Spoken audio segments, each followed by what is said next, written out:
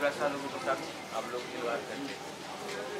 क्या सरकार है यहाँ में फायरिंग रेंज का 2701।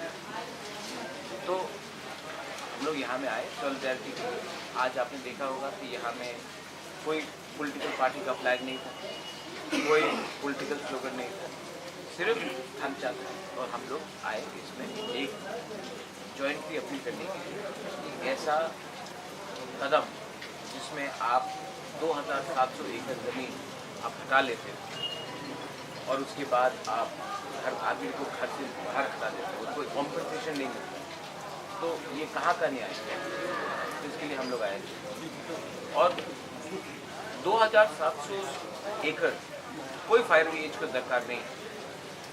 फायरिंग रेंज के नाम में यहाँ में अगर आप स्विमिंग पूल खोलोगे, छोटा सा गोल्फ कोर्स रहेगा, रेस्टोरेंट रहेगा, बार रहेगा, ऑफिसर्स के लिए बंगला रहेगा, और थोड़ा जगह में आपने फायरिंग रेंज खोला और आप बोलेंगे कि हमने फायरिंग रेंज के लिए लिया, तो ये गलत बात है। तो मैंने डिस्ट्रिक्ट एडमिनिस्ट्रेशन से पूछा कि जब भी कोई इतना बड़ा ज़मीन का डिमांड करता है, आप पूछिए कि इसका ब्लूप्रिंट क्या है। आप पूरा 2700 में फायरिंग रेंज करेंगे, क्योंकि अगर 2700 एकड़ में आपने फायरिंग रेंज किया तो दुनिया का सबसे बड़ा फायरिंग रेंज होगा। तो ब्लूप्रिंट है आपके पास, उन्होंने क्या लिखा है? उन्होंने कहा उनके पास नहीं है।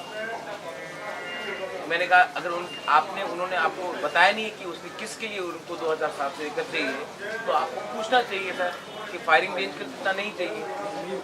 आपने कैसे बोल दिया कि उन्होंने 2700 तो आपने मान लिया।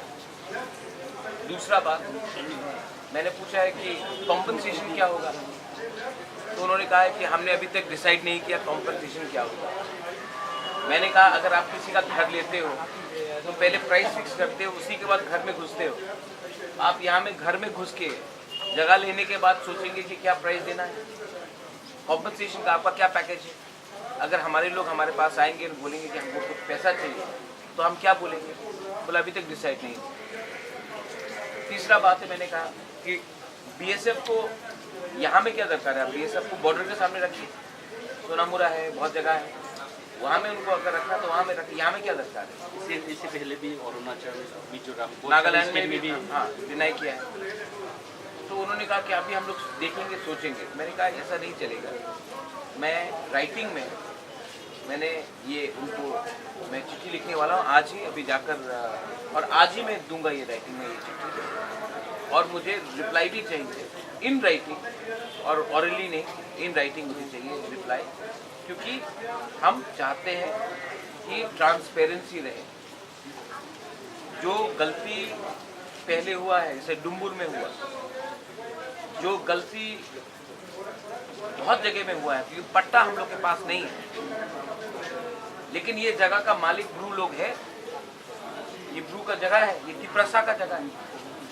आप ऐसे करके हमको जब मन में आए आप नहीं कर सकते। और अगर आपको करना है, आप अगरतला में 1 एकड़ जमीन लेके देखिए, नहीं कर सकेंगे। लेकिन यहाँ में आकर आप 2700 एकड़ जमीन लेना चाहते हैं, तो स्वाभाविक है कि ये पॉलिटिकल फाइट नहीं है, ये अपने जाति के लिए है।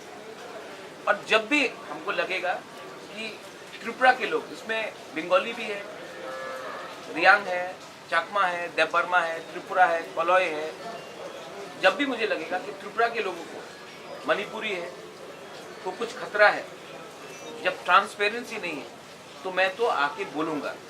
और मैं पहले वीर विक्रम का नाती बन के बोलूँगा, उसके बाद कोई पॉलिटिकल लीडर बन के बोलूँगा, क्योंकि मैं पॉलिटिक्स में आया नहीं हूँ रुपया कमाने के लिए, मैं आया हूँ सेवा करने के लिए, और मैं चुप नहीं बैठने वाला।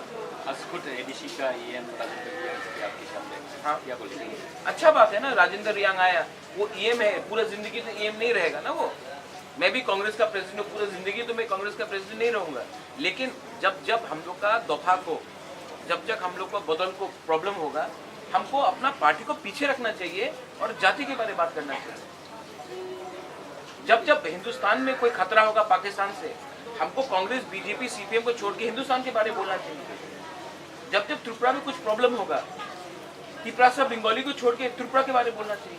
आज प्रॉब्लम है तिप्रासा का बारे, तो अपना पार्टी को छोड़ो और जाति के बारे में बोलो। तो वो आए आज, अच्छा बात है, मुझे भी अच्छा लगा। आईएनपीटी के लोग भी थे, बीजेपी के लोग भी थे, सीपीएम के लोग भी थे, मैं भी था, कांग्रेस के लोग भी थे। पॉइंट है कि राजनीति ने हमको सिर्फ बांटा है, क्योंकि हमारे बीच में ढांचा नहीं है। जिस दिन ढांचा आ जाए ना, 2 मिनट में ये लोग अपना समझ लाइन में आ जाएंगे। हम लोग के बीच में ढांचा नहीं है, इसके लिए लोग ये करते हैं। डेपुटेशन के समय एसडीएम और पीएम की तरफ से क्या दिखता है?